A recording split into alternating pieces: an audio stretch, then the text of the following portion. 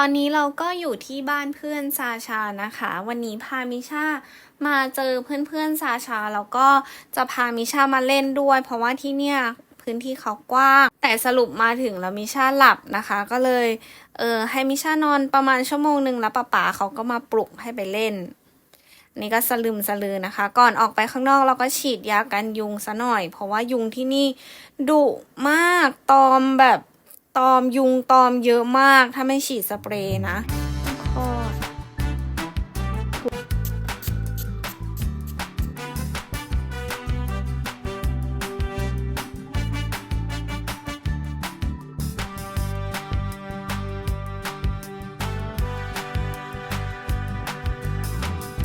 ล้วเพื่อนๆของซาชาก็มาทักทายมิชานะคะแต่ว่ามิชาก็ยังแบบ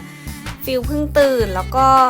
ตื่นสถานที่ด้วยนะคะเลยยังไม่คุยกับใครเดี๋ยวรอไปสักพักก็จะเริ่มปรับตัวเริ่มคุยกับคนอื่นละอันนี้ดูเจ้าหมาตัวนี้สิ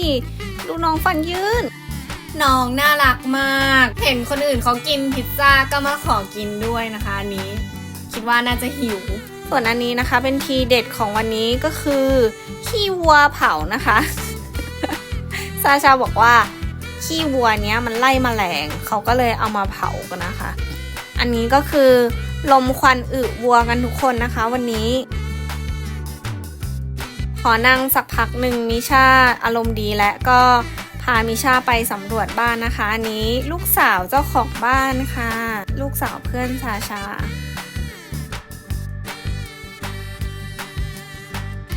จากที่หลุยสังเกตมาหลายๆบ้านนะคะรู้สึกว่าเด็กยาคุสเนี่ยเป็นเด็กที่เฟรนลี่มากๆไม่ค่อยมี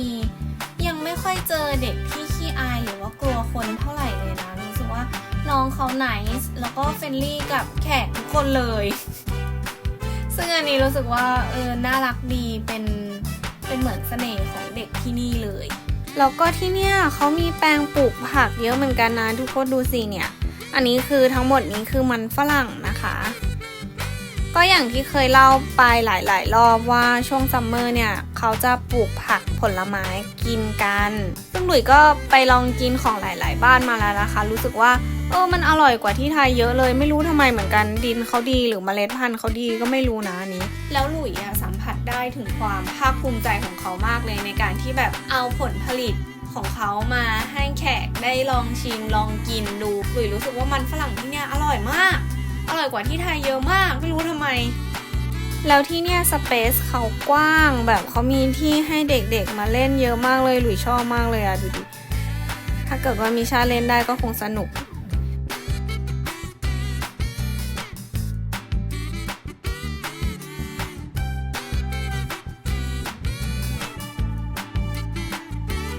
นี่เขาเลี้ยงไก่ด้วยนะนอกจากจะปลูกผักแล้วก็เลี้ยงไก่ด้วยทุกคน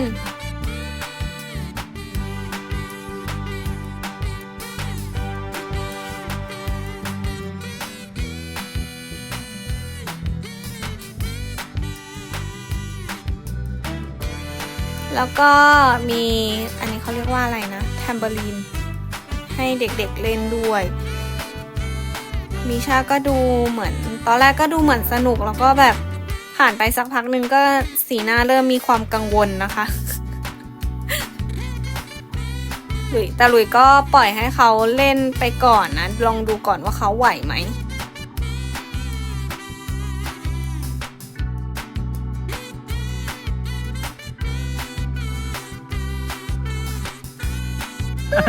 Ну-ка, сними тапки. Тапки сними. Да. Руками сними. Руками вот так.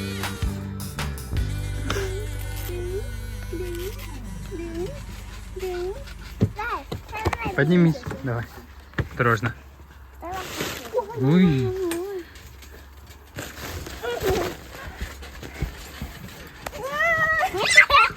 Ой.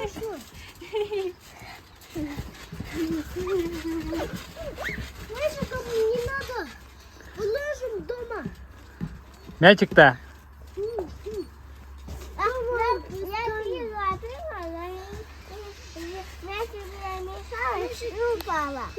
Мячик мешает-то. Да, давай, дай сюда тогда. Мешает. Ага. Мешает. Aha. 没菜。不能放，在这里。危险，嗯，这是过去了 ，Beckett 手过去了，你想怕呀？你嗯，过去 Beckett，哎，Beckett 对过去，哎，过去来，米莎。 สรุปไม่ไหว เดินมาเกาะมาม้า ก็เลยแล้วก็ให้อุ้ม ก็เลยคิดว่าน่าจะยังไม่พร้อมเราไม่เล่นอันนี้ก็ได้เราไปเล่นอย่างอื่น ไปเล่นอย่างอื่นก็คือ Ой, เล่นอะไร Бог เล่นตรง делает, นี้ смотри, แหละ Миша. ไม่ใช่หวานนะเล่นอันเล็กเราไม่เล่นอันใหญ่เรากลัว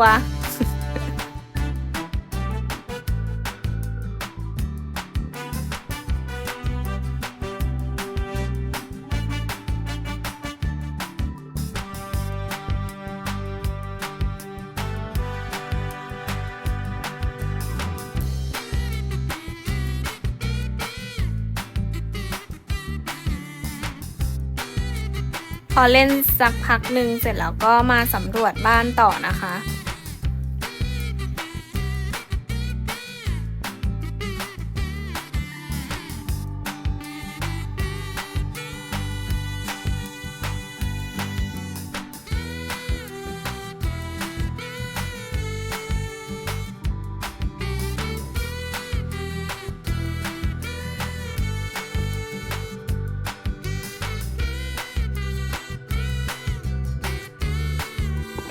再来一个，吹，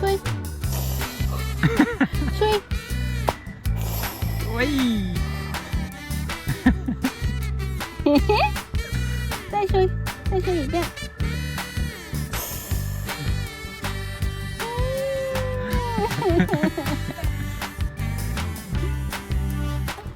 这个还要吗？再吹一遍。哦，妈妈棒，妈妈棒。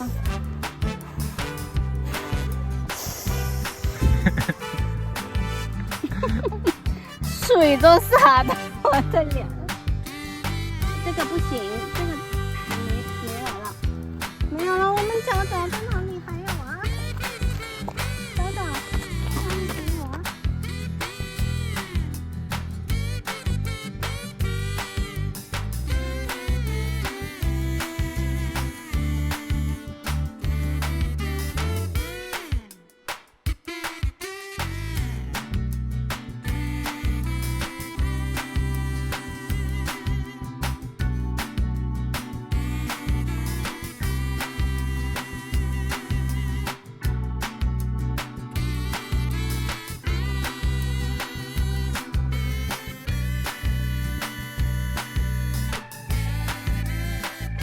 แล้วก็อันนี้เป็นเรือนผลไม้นะคะ อันนี้เกือบไปแล้วนะมิชาเกือบไปเด็ดมะเขือเทศเขาเป็นเรือนผักค่ะไม่ใช่ผลไม้ ก็คือจะปลูกผักปลูกมะเขือเทศปลูกพริกปลูกแตงกวา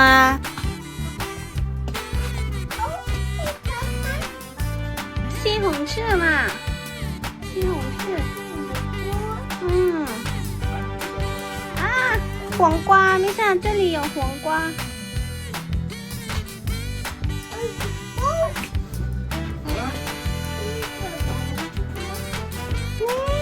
这里有，喂，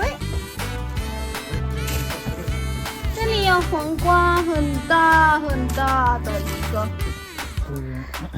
แปลงนี้คือแครอท อันนี้คือบีทรูทโถปลูกเองหมดเลยซาชาบอกว่าเมื่อกี้เขามา ปลูกออกมา เอาออกมาแล้วใช่ไหม ใช่ เขาเด็ดออกมาให้เรากินแล้วน่าจะกำลังเตรียมอยู่รถคันนี้มาจอดตรงนี้นะดูเข้ากับสถานที่ดีอุ้ยอันนี้ต้นอะไรอ่ะซาชาอันนี้ต้นอะไรอ่ะซุกินี่เหรอซุกินี่ปะอะไรอ่ะทำไมมันใหญ่จังอ่ะ อันนี้เป็นคาบาช็อก ฮะ คาบาช็อก คาบาช็อกคือ คาาช็อก เป็นแบบไหนอ่ะ นี่จง อ๋อเป็นสีเหลืองๆเนี้ยเหรอ เอาแล้วสีเขียวเนี่ย อีกแปลน อ๋อเหรอ อืม เป็นนั้นเหรอ แต่เดี๋ยวค่อยเปลี่ยนอันเนี้ย เป็นสีม่วง สีด เป็นสีดำ มี มีชาน้ำลายหกเต็มเลย พอสำรวจสวนผักเสร็จก็มาต่อที่สกูตเตอร์นะคะ อันนี้ก็มิชายังเล่นไม่เป็นก็เลยต้องให้ซาชาลากไปลากมา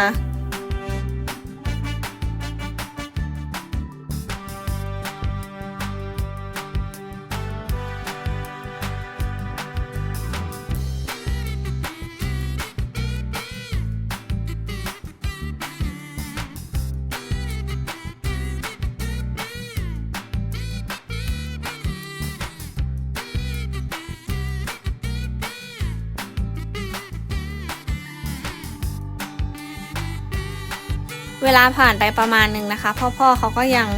ย่างหมูย่างเนื้อกันยังไม่เสร็จนะเราก็เลยพามิชาเข้ามาในบ้านก่อนมาเล่นของเล่นที่คุณย่าเขาซื้อให้นะคะ อันนี้พกมาด้วยตอนแรกคิดว่าแบบกลัวมิชาจะเบื่อไงก็เลยพกมาด้วย ปรากฏว่าข้างนอกมีของให้เล่นเยอะเหมือนกัน แต่ว่าข้างนอกยุงเยอะหลุยก็เลยเอามิชาเข้ามาเล่นข้างในก่อนแป๊บหนึ่ง Vad är det? Är det 6 där?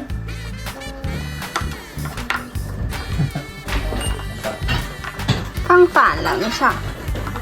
反了，这样，对。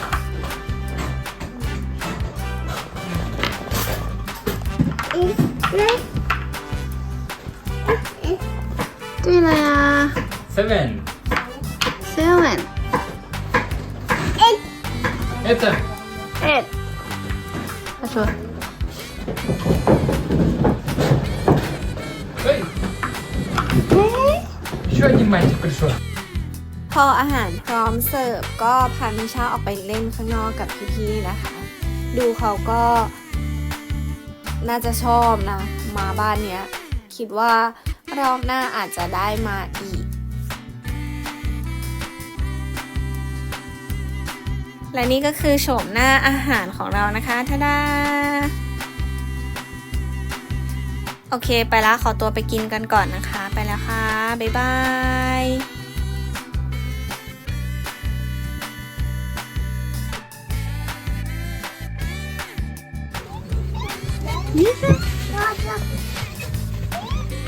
Kolla vad bra. Ini banyak juga, banyak.